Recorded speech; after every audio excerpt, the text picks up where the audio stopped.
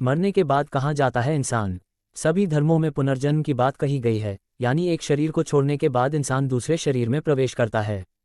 लेकिन मृत्यु के बाद से पुनर्जन्म लेने तक जीव कहाँ रहती है, यह एक बड़ा सवाल है। भगवान श्री कृष्ण ने भी गीता में कहा है कि आत्मा न तो जन्म लेती है और न मरती है।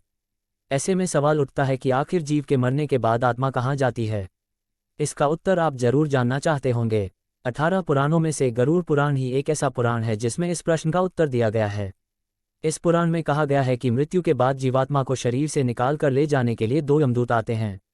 जो व्यक्ति अपने जीवन काल में अच्छे कर्म करते हैं उनकी आत्मा शरीर से आसानी से निकल जाती है। जिनका अपने शरीर से मोह नहीं जाता है और जीवन काल में अच्छे कर्म नहीं करते हैं उन्हें यमदूत जबरदस्ती खींचकर अपने साथ ले जाते हैं। शरीर से निकलने के बाद आत्मा अंगूठे के आकार का बन जाता है। ये दिखने में उसी प्रकार का होता है जैसा मृत व्यक्ति दिखने में होता है।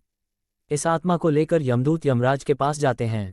यहाँ उसे 24 घंटे रखा जाता है और जीवन काल में उसके द्वारा किए गए अच्छे बुरे कर्मों को दिखाया जाता है। इसके बाद आत्मा को पुनः उसी स्थान पर लाकर रख दिया जाता है जहाँ से यमदूत उसे लेकर जाते हैं।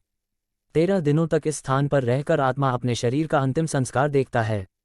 इसके बाद यमदूत उसे अपने साथ लेकर पुनः यमलोक की ओर चलते हैं। इस रास्ते में आत्मा को यम की भयानक नगरी के दर्शन कराए जाते हैं। इस रास्ते में आत्मा को कई प्रकार की भयानक यातनाएं सहनी पड़ती है। 1 साल तक इस रास्ते में चलते हुए जीवात्मा यमलोक पहुंचती है। यहाँ यमराज व्यक्ति को उसके कर्मों के अनुसार नर्क, स्वर्ग अथवा दूसरी योनियों भेजते हैं। यहीं पर तय होता है कि व्यक्ति को दूसरा जन्म कब मिलेगा। जो लोग धर्मात्मा होते हैं उन्हें यमलोक की यात्रा नहीं करनी पड़ती है। ऐसे लोगों के लिए विमान आता है जिसमें बैठकर आत्मा विष्णु लोक चली जाती है। जिन्हें विष्णु लोक में स्थान मिल जाता है उन्हें पुनः जन्म नहीं लेना पड़ता है।